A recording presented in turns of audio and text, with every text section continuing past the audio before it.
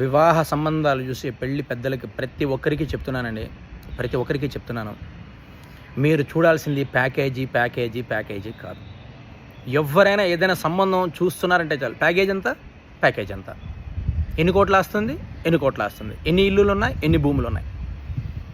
గుర్తుంచుకోండమ్మా, అటు 7 తరాలు ఇటు 7 తరాలు చూసి పెళ్లి చేయాలన్నారు, ప్యాకేజీలను కాదు. ఇవాళ రేపు ఆల్మోస్ట్ అందరూ బీటెక్లు చదువున్నారు, ఉద్యోగం చేస్తున్నారు.